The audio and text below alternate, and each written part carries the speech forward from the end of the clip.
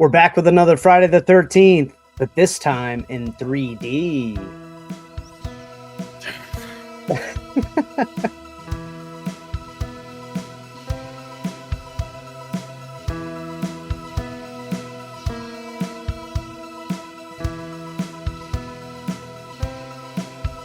Welcome to our podcast. I'm Brett Hayes. And I am Steven with a PH, and this is another episode of Horror and the Hater. You guys know what we do by now. I am here to watch some horror movies with my best friend Brett. And what are we watching this week? Friday the 13th, part 3. So somebody actually hit us up on one of our socials and was like, Friday the 13th, part 3 is my favorite. Luckily, that's the next one we're doing. And also, for me, it is definitely on my top end of the list of Friday the 13th for rewatchability. So I was excited to see it, and I was like, well, shoot. I mean, we might as well do it now and let you in on it. Why not? Yeah. So Friday the 13th, part 3. We're back with director Steve Miner. He did the previous installation. I don't know whose idea it was to do 3D. It was a fad at the time. Like that's all the third installments were doing it in 3D. Sure. It was probably a victim of the time period. Yeah, and you know what? Like, I am interested in watching it in 3D. I've never gone and bought the little glasses or the version that it comes in. So, one day I'm sure there's like a VHS rolling around out there for an insane amount of money for Friday the 13th Part 3 in 3D. But I might be the fool to pay that. You might be. I might be. My notable actor is going to be Jeffrey Rogers as Andy, who, fun fact, had to learn to walk on his hands for the part. That was yeah, that's my notable. I thought he was charming. Like he didn't, he was good. There weren't that many actors I was super impressed with in this movie. So we're kind of scraping the bottom of the barrel. And for my honorable mention, it'll be Nick Savage. And you're probably like, which one of the kids is that? It's not. It's Ali, the quasi gang leader, who also appeared in another little horror movie called Fright Night. Okay. So, and Fright Night's awesome. He's like a bouncer in Fright Night. But yeah, so those are my guys. Did you have any great performances in this one? So here's the thing. I really was not very impressed with the acting performances out of our cast of characters in this one. It was a little bit campy, pun kind of intended. But with this one, I chose to give our best actor to Jason. He was really the one that Richard Brooker. Okay. Yes, Richard Brooker. I did not look up these people's names. And then our worst actor, our most horrible performance, is going to go to Shelly. Who is the boy? Shelly the boy, not Shelly the girl. You're Shelly telling me you didn't like Shelly at all? I wanted to kill him myself. So yeah, like I was just itching for that dude to get it. So you're really gonna hate what I have to say here in a second. Oh boy. Shelly reminds me of a young Steven with a PH. And you know what? That may be where some of the hatred comes from. Okay. I did, as a former fat ginger nerd, I really did not appreciate the stereotype. And and so I've grown out of that. But I would like to think that I was not as obnoxious as our young Sheldon here. We come in with a budget of $2.2 million. Sorry. We come in with a budget of $2.2 million. Would you like to guess the box office on this movie? 2.2 million in the budget. Let's go with $50 million. Dang, that is pretty high. Respectable number. It came in at 36.7 million. Okay. So you're actually not that far off. That was a pretty good guess. I figured maybe the 3D craze was bringing up the numbers a little bit. Hey, I was the same as you. I was like, man, maybe this is like the biggest grossing one at the time. It's not. So IMDb has a 5.6 out of 10. Rotten Tomatoes comes in at 42% on the audience score, and Letterboxd at 2.7 out of 5. So we're back around Camp Crystal Lake. It's actually I got to look at the notes here. It's Higgins Haven. So our main character, Chris Higgins, it's her family's like lakeside farm right by Crystal Lake. And she is worried to come back because she was, I guess, assaulted in some way, shape, or form by a man in the woods 2 years prior. Yes. The timeline was a little weird. I think it was 2 years, though. It took me a second to get what was going on. I was like, are we still at Camp Crystal Lake, or is this somewhere different? I was like, we haven't seen this barn before, but this is still the lake. Yeah.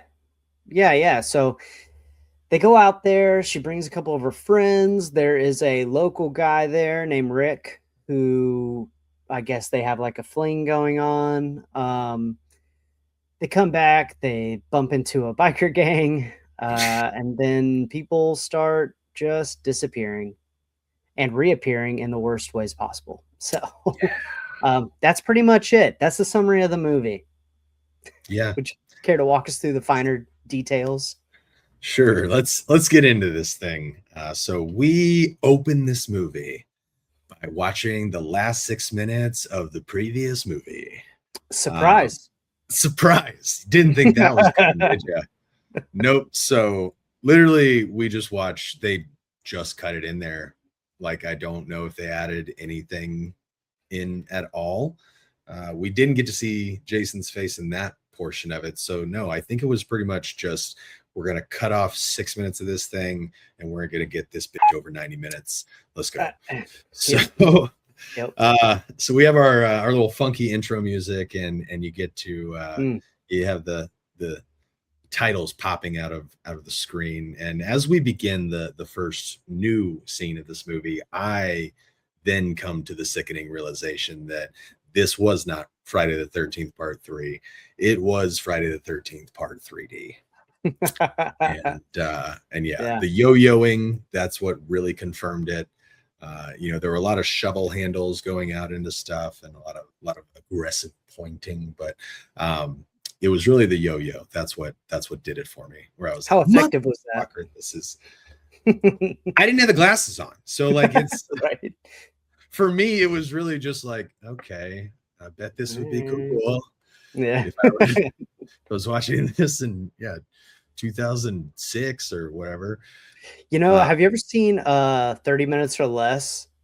With Jesse Eisenberg.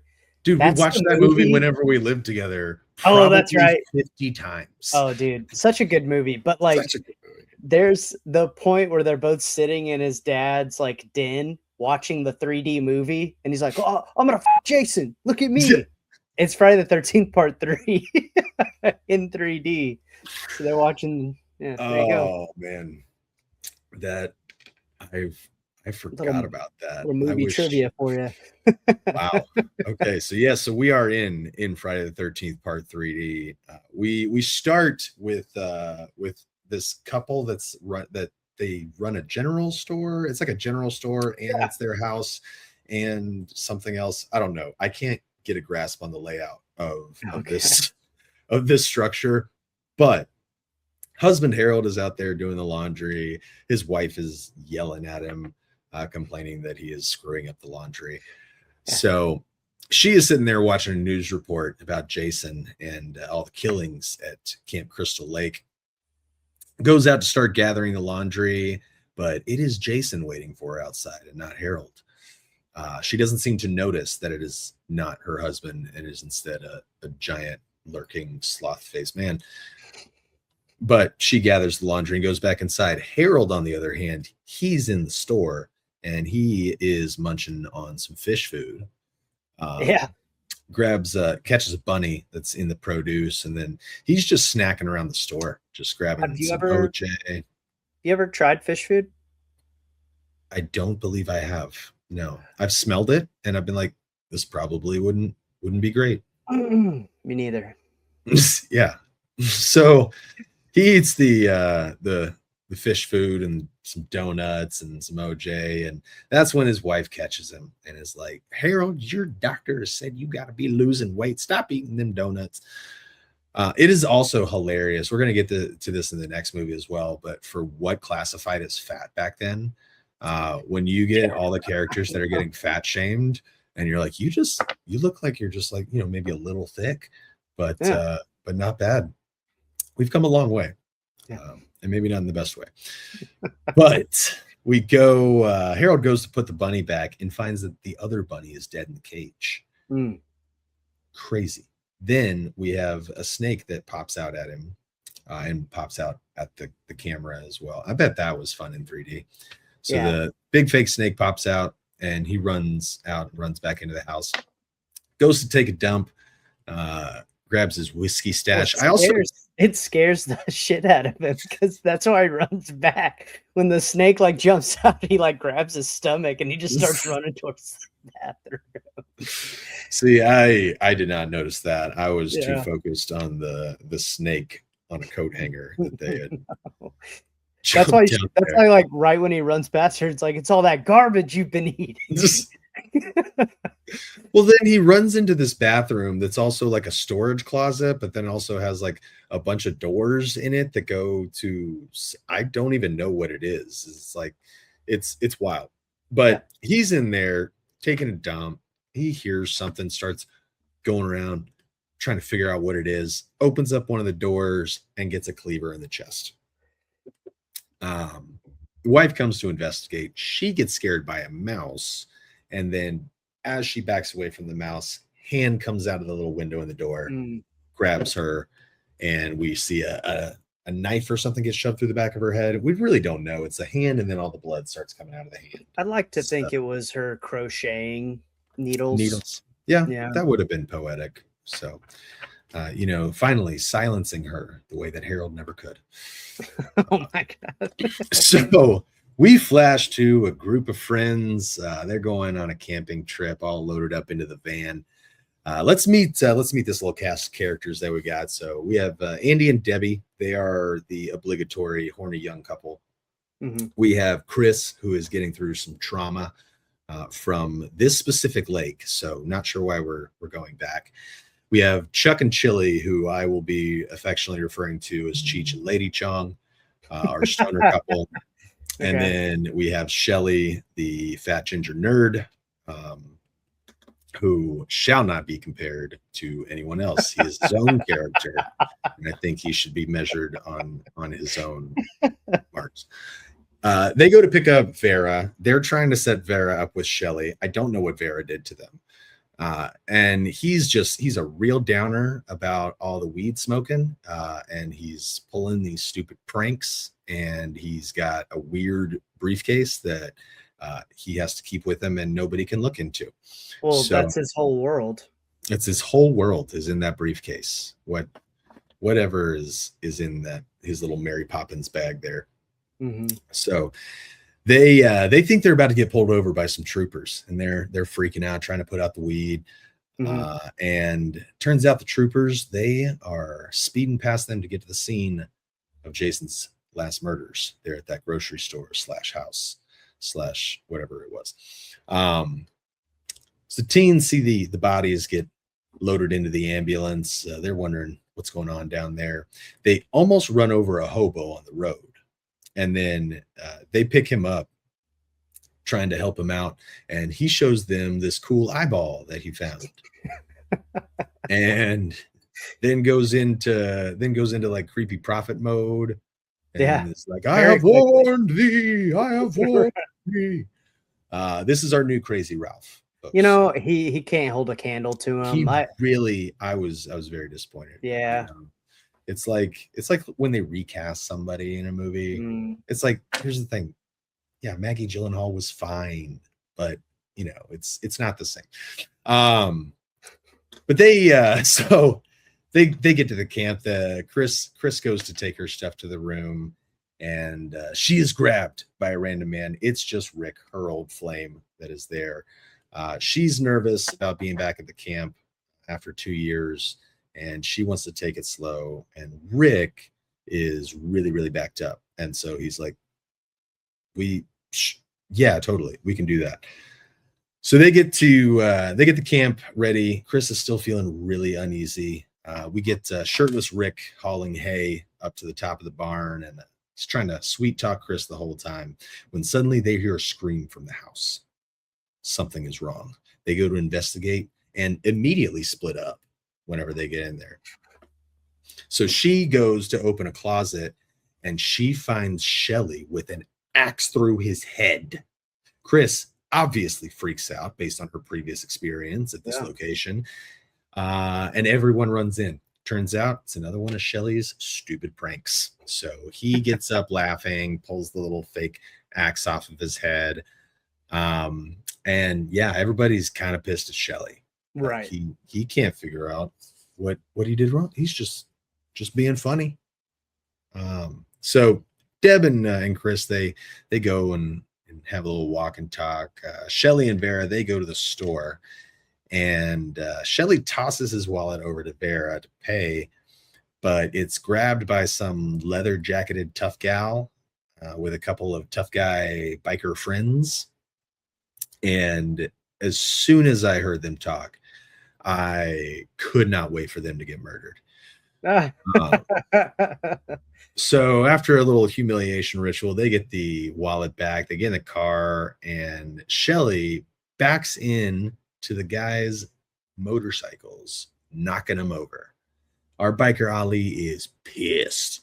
So he comes up, smashes the window, smashes the windshield with his chain that he's wrapped around his knuckles and carries everywhere. It's a real cool chain, guys. Okay. And he can use it as a weapon.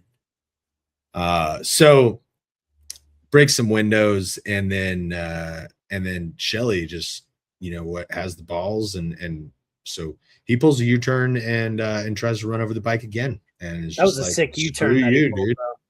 Yeah, that was pretty sick. Like he had that was his one moment of like, all right, man, you did the right thing. Good job. And then we cut to the yo-yo scene, and that's when I fucking knew this was 3D, and I was just like, dang it, what are we doing? Yeah. So Shelly gets back, and he's really nonchalant about the extensive damage to Rick's car. He is, yeah. And so they're figuring out what's going on. Someone's watching them from the barn. And it's the biker gang. They have found them, and they have chosen to enact their revenge by siphoning the gas out of their van. They actually decide they're going to go like burn the barn down, I think is their plan. Yeah. So the lady biker Fox goes to check out the barn and just ends up playing with a bunch of stuff.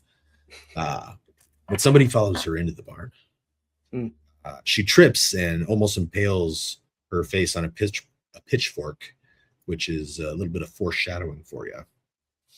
And she hears someone up in the hayloft and goes to check it out. Now, the boys, they are finishing siphoning the gas.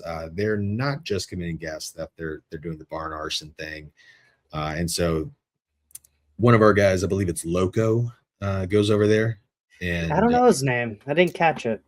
I'm pretty sure it's Loco. I think we have Ali, Fox, and Loco. That is our biker trio. And so Fox is playing on like the hay swing, like pulley thing, and then suddenly just disappears. So Loco goes up to find her, and he finds her pinned by the neck to a rafter, with the pitchfork from earlier. So that foreshadowing got paid off quick. And of course, handle pointing directly at the camera for 3D effect. And then Loco turns and gets a pitchfork in the gut. Yeah. So Ali now goes into the barn. It's his turn. Loco's body falls down from the loft on top of him, and then another body drops. And Ali grabs a machete, but then he gets bitch slapped by Jason and chopped up a bit. So that's the end of our biker trio for now. Sad day. But once again, I was really glad that we got to watch them. Oh, you really didn't like the bikers, huh? I was just like, you guys are so dumb. They suck. Yeah, I mean, They suck so hard. And I was like, all right, I'm excited for you guys to eat it. Uh, and eat it they did. So go back to the kids over here. We got Chris and Rick that are sitting by the water having a chat, trying to talk it out. Chris is just one to prove that she is strong. Uh, and then Rick is just really one to know why she's not putting out. But we have back at yeah, the cabin, Shelly and Andy having a juggling contest. And Andy gives up whenever Deb offers sex. So this is just another scene from the last movie that they yeah, just put the different characters into where, sure. hey, we're all playing a game, and then two go upstairs, and then two decide whether or not they're trying to get together. So Shelly is still juggling. He's not even broken stride, just still going. But he does stop to tell Vera that he likes her and he wants to, you know, and she's like, nah, bro, we're nope, not doing that. So Vera goes for a walk and Jason comes to the window. Uh, Andy and Deb, meanwhile, are upstairs trying to figure out how to have sex in a hammock, which is a real quagmire that they're in. Now we go back to Chris and Rick, and Rick just wants to know what happened to her. And so basically her mom slapped her when they got in a fight. And so she ran off into the woods to like make him worry. And then she fell asleep under a tree. And when she woke up, there was this gross man with a knife that tried to kill her. And it was a very, very, very harrowing experience. He started dragging her away, and then she blacked out and cannot remember what happened. So no idea. I Got home, woke up, I woke up back hate at home. I hate this. I hate this scene. You know what? Here's Yeah. my like main issue with these first three movies. It's been the dream sequences. Now, it's not so terrible in the first one. You know, did she see a boy in the lake? Didn't she? But when she came to, I don't remember her being soaking wet or anything like that. Uh, Nope. you know, she was just like, what happened to the boy? And then, you know, they're like, there's no boy, dude.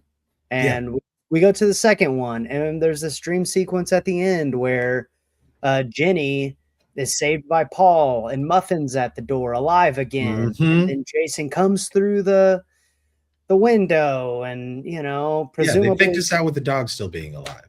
right, presumably Paul then gets killed. Jenny gets dragged away. Yeah. We have no And idea. just wakes up and she's able to go home the next day. So I like when I watched this movie, I've seen this movie a million times. I really like this movie. But like every time I'm watching it, I'm like, well, what is the actual true story of this one? Is it that she knows that there was a murder at the lake somewhere out there? Probably they've all heard the tales and stuff like that of the If you're camp. out at that lake and you haven't heard of it, like what are you doing? Right. And you know, like does she just kind of did she see like a homeless man out there? Did she actually see Jason?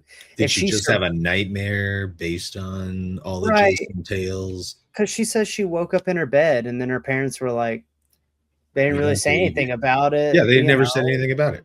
Yeah, they just found her and were like, "Oh, we're gonna take you to bed." And so, like, It's like, and did then she there's, even run into the woods? well, she did, but like the thing that is crazy to me about it is, so I've heard, I don't know this to be a fact, but I've heard that in the original script they wanted to have Jason SA this girl, Ugh, and that was like a that thing would have been about a it. real downer. Right, which I'm glad they didn't do. Not because I have any weird rules like Jason can't do this or Jason can't do that. Like I just think it's kind of like I mean he already kind of does terrible things to people. So do we really need to add that into it? Yeah, it hasn't been part of his personality up till now. Like, why are we? Right. Well, it begs the question if that wasn't a dream sequence in part 2 and he drugged Jenny out of the house and she got to survive the rest of the time, even though he was clearly trying to kill her every single moment of that movie. Then what happened to Jenny? Which I didn't get in an argument with anybody, but somebody wrote something like, okay, I know we're veering off the road right This is now, fine. but so I was on Instagram, I think it was, and they had put up something like Kane Hodder had refused to like kick a dog while he was wearing his Jason thing, and people were like, "Yeah, Jason doesn't hurt animals," and I'm like, "But he kills Muffin in part 2." Kills Muffin like Yeah, I'm like, immediately. I mean, and he has to survive out in the woods. He's not like walking into the Piggly Wiggly. Is Piggly Wiggly a thing anymore? I don't think it is. He's not walking into the Piggly Wiggly and then trying to like buy produce and shit. Like he's got to kill animals to survive. Yeah, If he kills people, I mean, and he keeps their corpses, who knows what he does with the corpses? I'm pretty We sure know there he are like displays piles them. of bones in his little shanty in the woods. Absolutely, there is. Yeah, no, this man is living on fresh meat.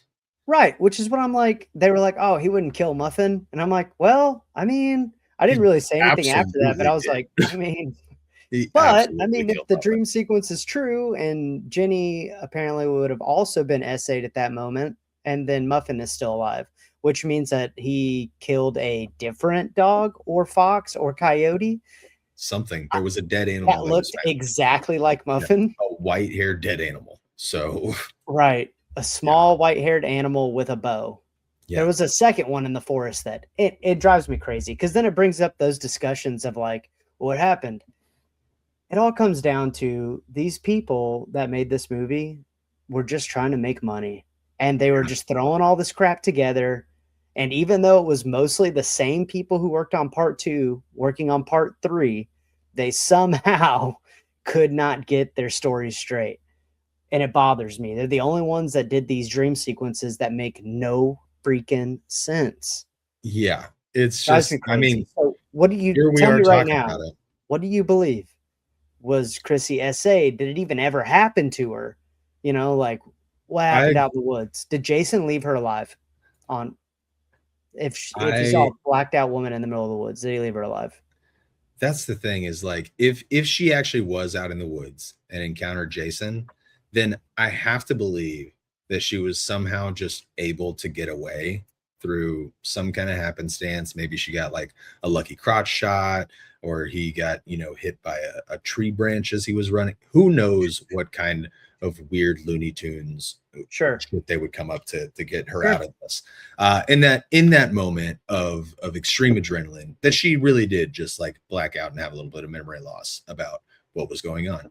Maybe that is the most logical explanation. Second most logical explanation is that she just dreamed that shit.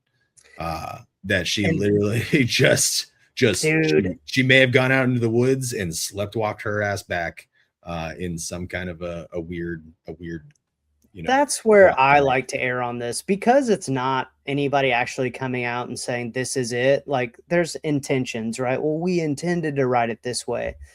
Well, I'm looking at what's on the screen now. Yeah, At this point, I've just decided that she kind of made this up in her head. She heard some stories of some crazy things happening in the woods and people getting murdered at the camp nearby. And then she went out there, got frightened. Maybe she fell and hit her own head. You who know what I knows? mean? And they came up with this story. And I know later at the end, she's going to be like, it's you when he takes off his mask and stuff Yeah. like that. But really, can you trust like your the way you see somebody at some point, like if it was in a dream or if No, something happened to you? no, I can't remember a dream 5 minutes after I wake up. Every time that I try to, like, if I wake up and then I'm just like, oh man, that was a crazy dream. And I'm like, okay, let's go through what happened. As I start going through it, I'm just like, well, nope, can't remember that one. It's gone. My whole thing is like sometimes when I dream and I have people in my dreams that I know for a fact, Yeah. I'll second guess it later because I'm like, well, it didn't really look like that person, but I knew it was that person. You know what I Yeah. mean? And that's how I Here's kind of think about it. another thing is that whenever the zombies pop out of the water to grab the women in the canoes that are floating there, they're all mangled up, and Jason just has normal human dude arms. So I'm thinking that's evidence in the prosecution's side to say Okay. no, these dream sequences are bullshit. Agreed. Okay. Now Sweet. that we have veered all the way off of this, Let's get Cool. back in. So Chris and Rick, car battery's dead. They got to walk back to camp. But don't worry, Rick knows a shortcut. Meanwhile, Cheech is getting up to go take a midnight dump and starts hotboxing the outhouse, of course. But something starts shaking the outhouse. So he gets out and starts investigating. Can't find it. He and Lady Chong go to check out the barn because they haven't got to check out the barn yet. And Those are wild last names. Those are wild names. Here's the thing. This is how I remember people. And also they're not good at getting their names out like early on. Do better, movies. Come on.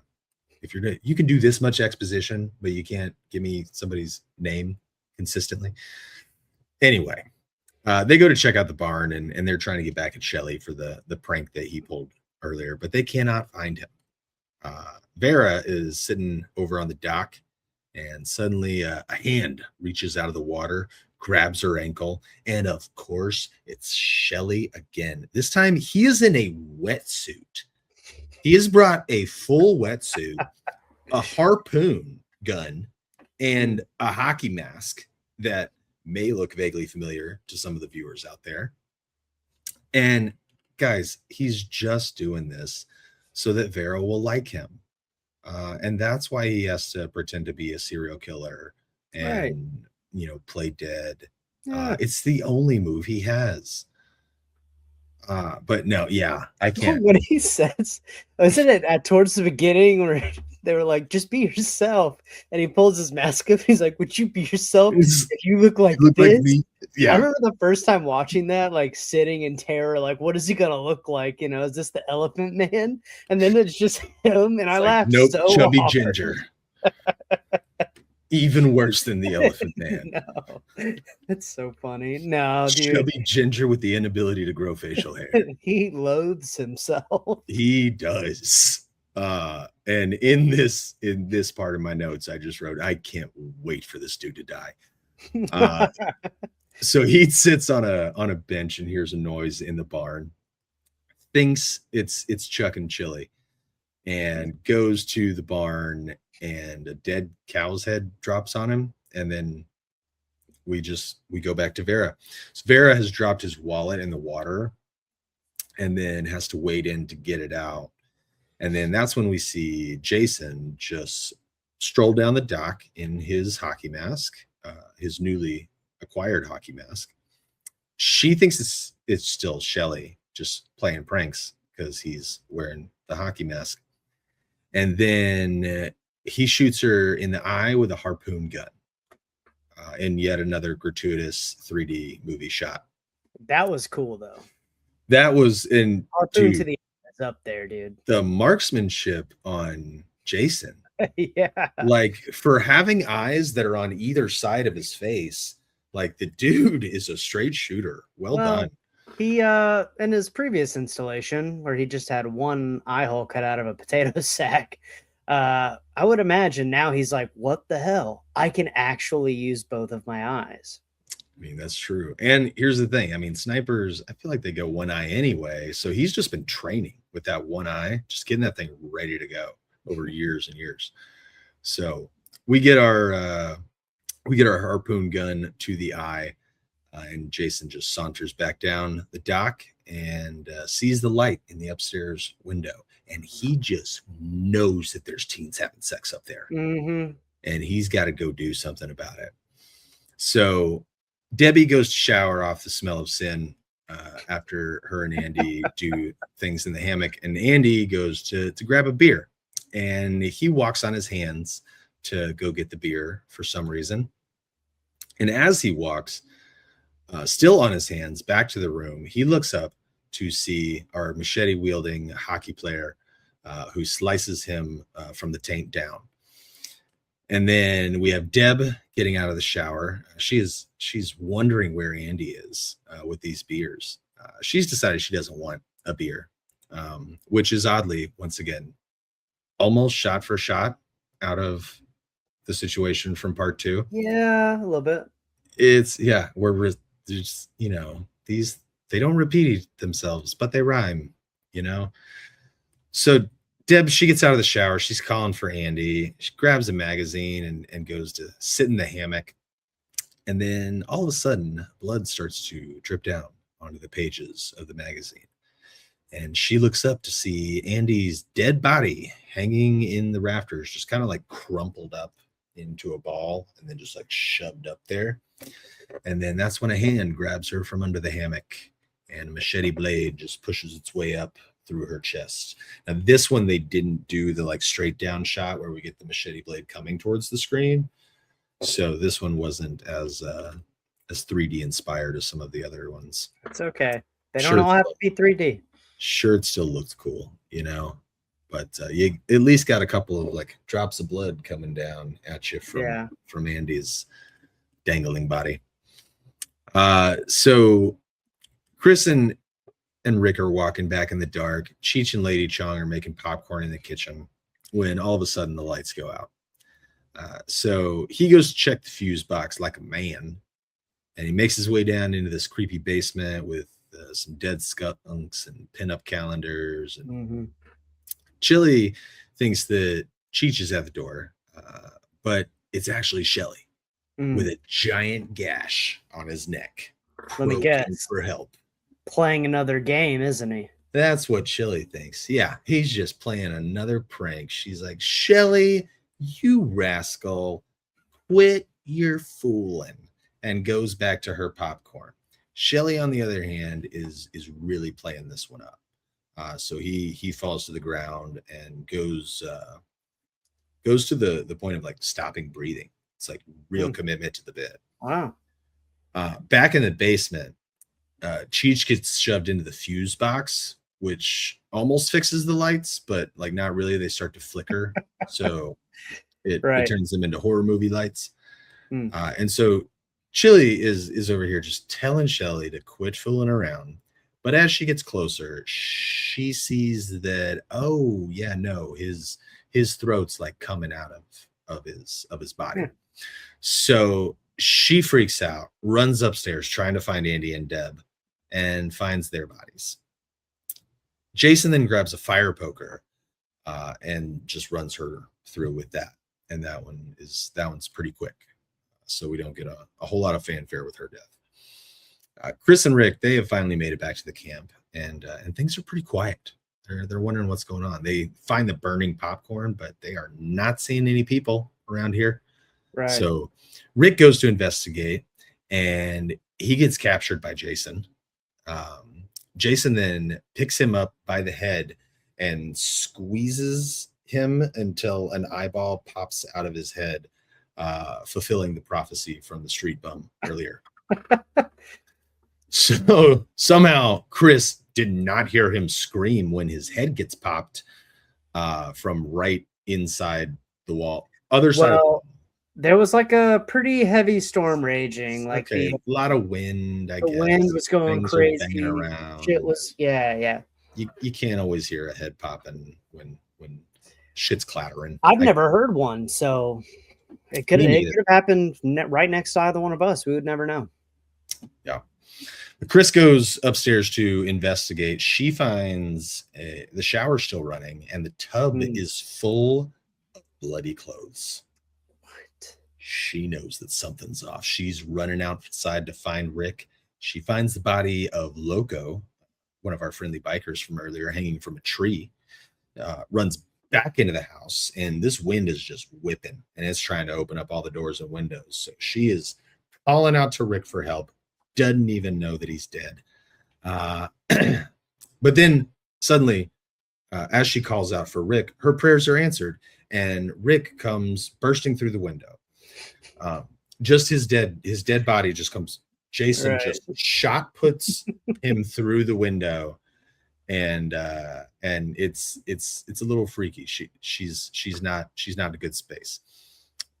So she tries to go over to check on him. It's way too late. And then we turn to the broken window to show Jason himself in all of his glory. Outfit, fresh. Hockey mask, strapped. Axe, glistening. Okay. Unsolved mommy issues and a demonic zombie-like thirst for teenage blood. Yup. Here we go, baby. So she runs upstairs, throws some books on him. That doesn't work very well. Sneaks into the room and tries to quietly close the door, but finds another body in the room and screams, kind of gives away her position immediately. Jason takes the axe to the door like he's a firefighter trying to make a rescue. And she pulls the knife out of the corpse that is sitting next to her and is able to stab Jason in the hand as he reaches through the door, which was really, really stupid because he axes the door at the handle and then reaches through and grabs not a handle because it's been axed off. It's like you don't need to reach through to grab. Right. Small nitpick. But Jason gets stabbed in the hand. So she comes at him, swiping the knife, but he is just like floating like a butterfly, Ali style, until she's able to stab him in the thigh. And then she breaks a window, jumps out of it, but Jason is able to grab her by the jacket before she can reach the ground. Luckily, jacket rips, she falls to the ground, and she waits for him outside the door with a fire log, bashes him over the head, gets him good, runs to the van, has the obligatory horror movie, we're struggling with the keys thing. Right. It's important. I was surprised that the van started because of the gas thing. That's what I was thinking. We'll come to that. She tries to run him over, but he's pretty spry, jumps out of the way, makes it to the bridge. That's when the van runs out of gas. So she flips it over to the reserve tank, but now the wheel is stuck in this rickety bridge. She can't get out. Boom. Jason's at the window, ready to go. She just starts like cranking the window up and like gets his arm stuck in it like this. And then he just like bangs his head through the window. It was just, this whole sequence was just a little bit ridiculous. She's able to get away. She is just so terrible at running away from this guy. Like, it really makes sense why she got caught the first time in the woods, if that even happened. But she runs to the barn, blocks the door not very well, and Jason immediately gets in. But she does have time to hide before he's able to get through the door. So he locks himself inside, locks the door way better than she did, and begins his hunt. So she has climbed up into the rafters, and he is just not looking up at all. So he's tearing through the bottom of the barn, trying to find her. And eventually she drops herself on top of him and then makes a break for it. Climbs up into the hayloft, finds a shovel, and then just whacks him in the head with it, gives him a good stun, takes the rope from the hay pulley, wraps it around his neck, pushes him off in a little makeshift gallows, and he comes to stop with a foot between his feet and the ground. Yeah. So it's a little rough. So she climbs down, opens up the door, sees Jason's body hanging, but that neck is too strong, y'all. He's fine. Can't get through that. All right. He grabs the rope, just pulls himself up, and then pulls his mask up and smiles at her with a face that not even Sloth from the Goonies could love. That one was rough. So we finally get to see Jason's face, and that's what we get. So he picks up the machete, comes towards her, when out of nowhere, Ali the biker comes back from the dead in a brief moment to distract Jason.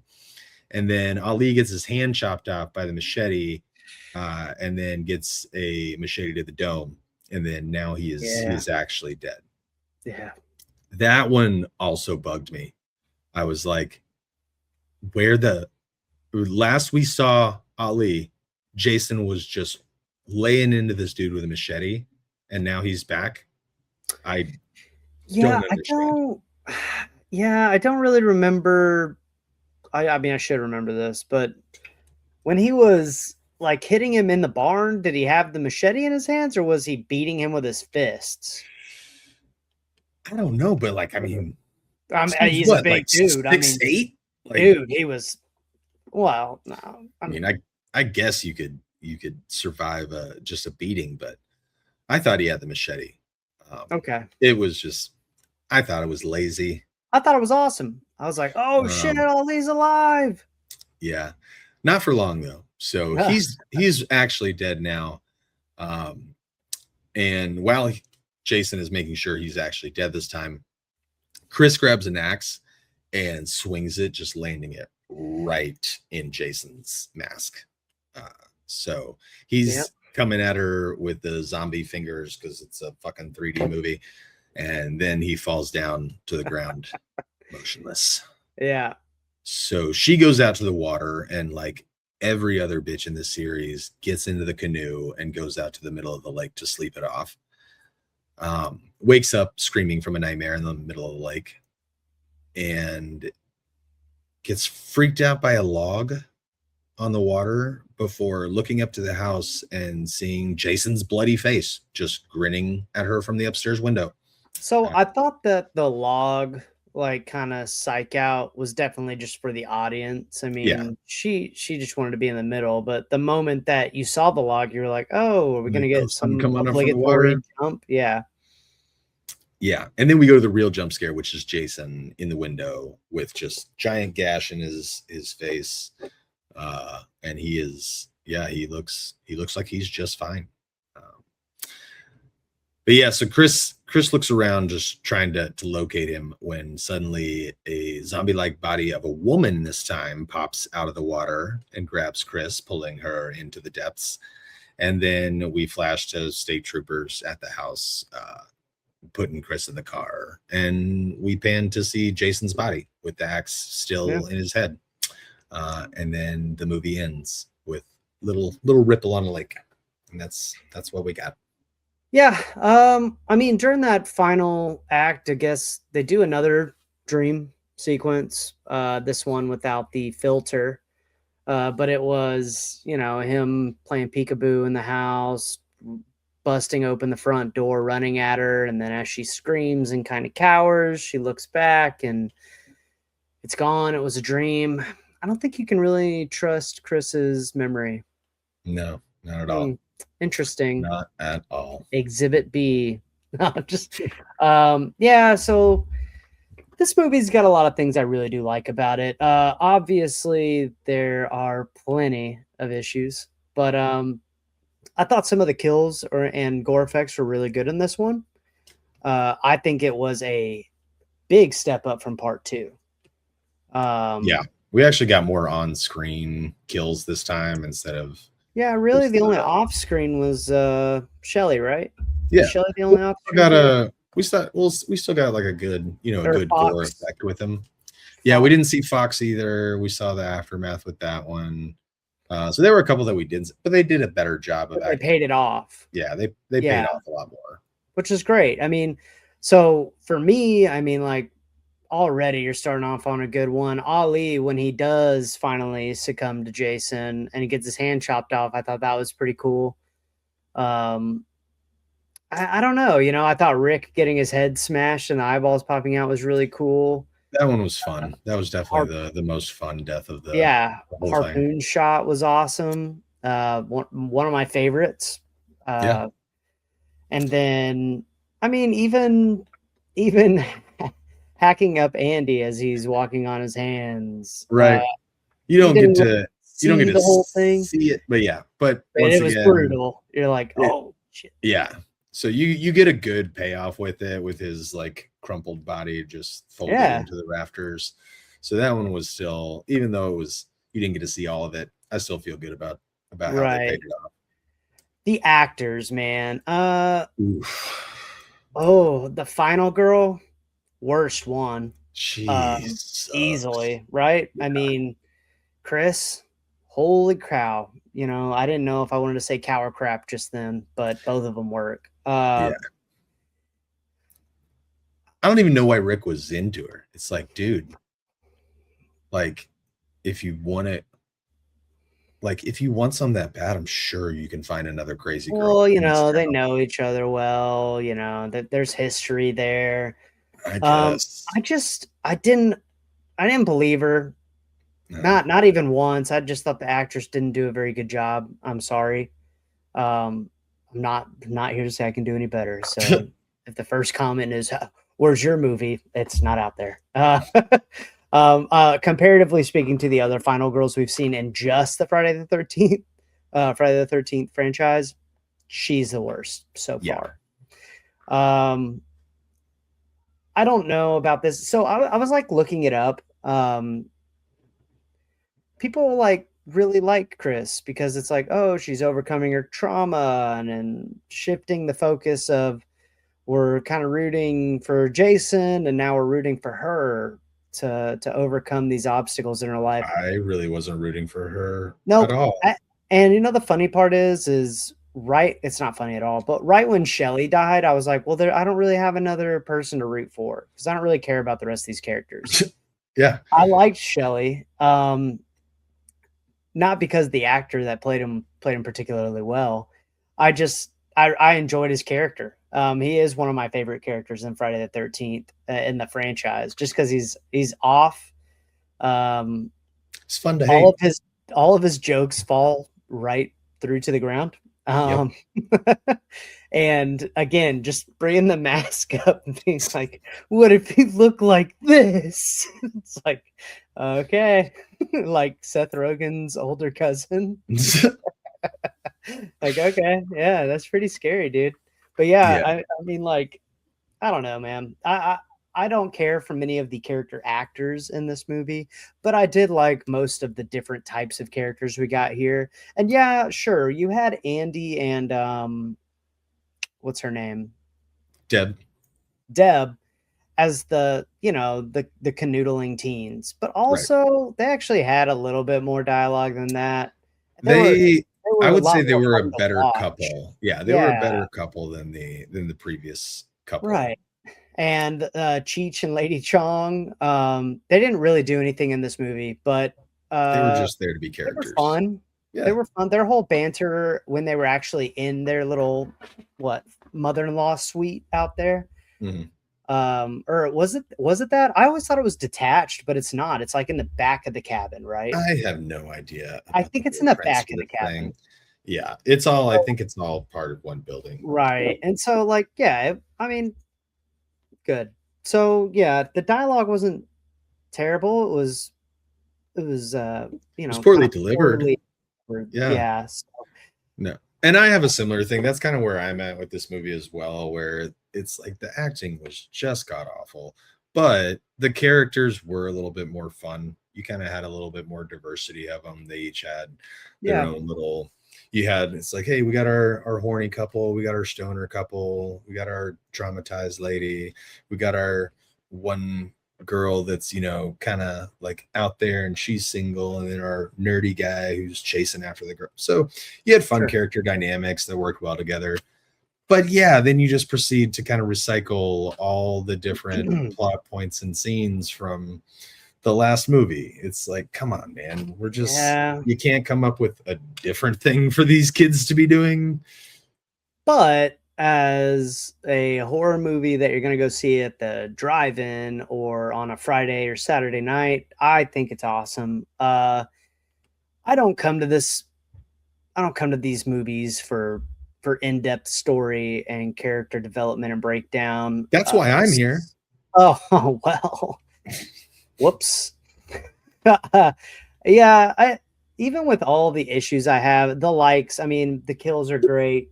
Again, we talked about the characters. I like the setting. I mean, it's not the camp, and I do prefer the camp, but I like this too. I didn't really like the general store, but I liked Harold at the beginning. Yeah, he was fun. Sad to Yeah, see so him go so early. right. Just about the only character I just couldn't stand was the hobo. I was like, "Oh, why?" And the final girl, And Harold's unfortunately. wife. But yeah. So I liked Harold's wife because I was like, something's gonna happen to her. I Yep. mean, it had to. Yep. And you know what? Deep down, she was just watching out for Harold She in her was own controlling and mean way. aggressive way. Yes. 3.5 stars. That's what this movie gets. I really like it. This movie hinges almost entirely on rewatchability. I mean, I could rewatch this movie any day of the week, kind of. I think it's the first Friday the 13th movie I ever saw, which so nostalgia definitely plays a massive role in it. But I do think it's better than part two. And more often than not, I would rather watch this than part one. So that's where I'm at, man. Where are you at? Yeah, I got this one at a 3. Okay. And so I think this is a little bit more than Part two. part 2. Mm-hmm. And so if I remember correctly, but yeah, this one was a little bit more fun with, like I said, with the character dynamics, even though it was poorly acted, and we have our nitpicks with it. Sure. But yeah, this one is, I would say, above average for these. Yeah, absolutely. I mean, this is one of those movies that you're just going to have fun with. Like, it's not, if you can get over the dream sequences, which, look, I'm working on it, okay? You're going to have a good time. You get to see Jason in his hockey mask. You get to come to the franchise for what you want to see it. If you want to see nudity, there's nudity. If you want to see... you get like half a boob. Right. Well, it's there, though. This definitely is the more prudish of the Friday the 13th movies. It really is. Yeah. But hey, that's fine too. It's not a big deal. You still get just tons of kids being diced up by an intimidating figure, and in this one more than any of the other Friday the 13th. Did like that we got to see Jason more. That absolutely. That's a lot more fun, and then even with the mask off reveals, you get a little bit of the freakiness, and then you can go back to seeing just the hockey mask and having that menacing visage. I don't know how many more Friday the 13th movies are, but I think so many. Got like 8 more to get through. I'm not sure that we're all going to do them week. So we know that the axe didn't work. Ooh, well, there's different variations of Jason. Well, if Jason's able to go romp around Manhattan, which I hear is one of these abominations, then man, he's got to still be alive. Are you excited to get to Jason Goes to Manhattan? I'm intrigued. I think I've seen like a clip of it. Okay. And, since I'm getting more horror movie stuff in my algorithm now. So we did it, folks. Yeah, you've successfully infested my algorithm. Hell yeah. That's awesome. Yeah, we'll get there. It's not gonna be for a while. I want to say that's like the 8th or 9th entry into the franchise. There's Jason Goes to Space in one of them. Oh yeah, you didn't know about that, huh? Yeah, okay. This is the Fast and the Furious of the horror movie franchise.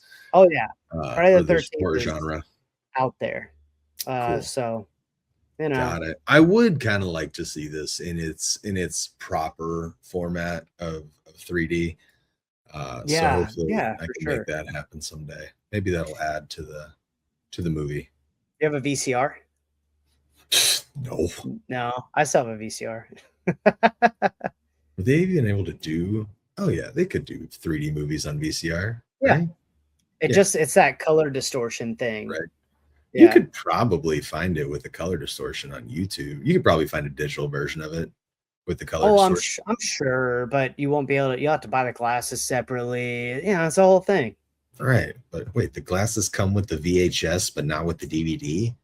I hope they come with the VHS. I don't know. I have not put that much into this. Oh, okay. So, audience, do some searching for us. If you have a copy of this on VHS, let us know. Does it come with the glasses? Are the glasses themed in any way? Sure. Well, with that, it's been Horror on the Hater, and we'll catch you later.